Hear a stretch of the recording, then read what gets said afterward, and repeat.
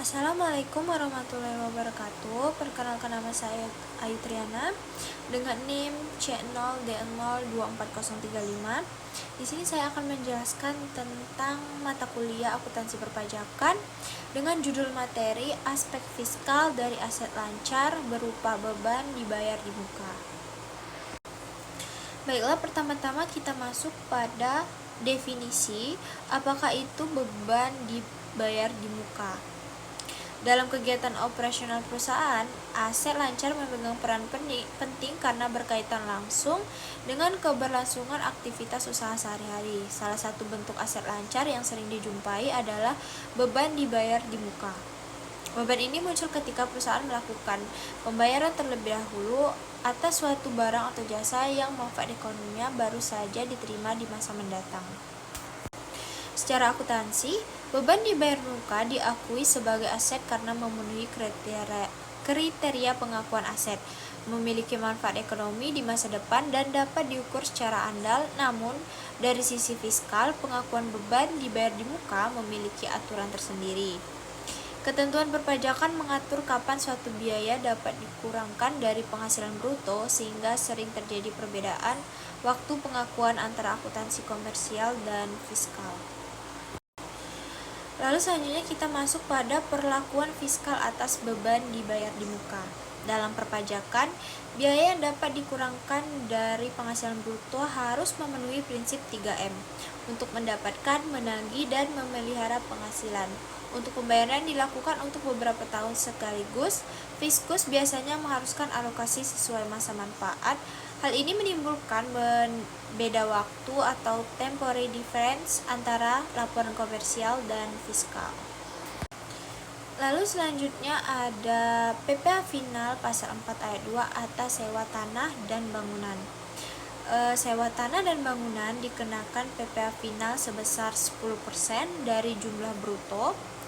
Pajak ini dipotong pada saat pembayaran dan tidak dapat dikreditkan bagi penyewa. Pajak ini merupakan kewajiban administrasi, sedangkan bagi pemilik, pajak ini menyelesaikan kewajiban perpajakan atas penghasilan sewa. Baiklah, selanjutnya ada PPh pasal 23 atas sewa kendaraan dan aset lainnya. Sewa kendaraan seperti mesin dan aset tetap lainnya dikenakan PPh atau pajak penghasilan pasal 23 dengan tarif 2% bagi yang memiliki NPWP atau 4% untuk yang tidak memiliki NPWP.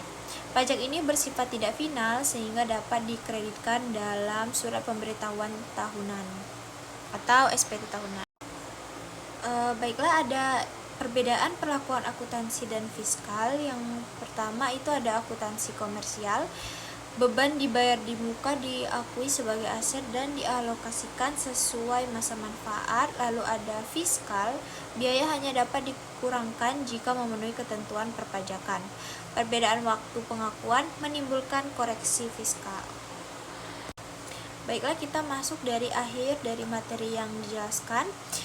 Kita bisa tarik kesimpulan bahwa beban dibayar di muka merupakan aset lancar yang timbul akibat pembayaran terlebih dahulu atas manfaat ekonomi di masa mendatang.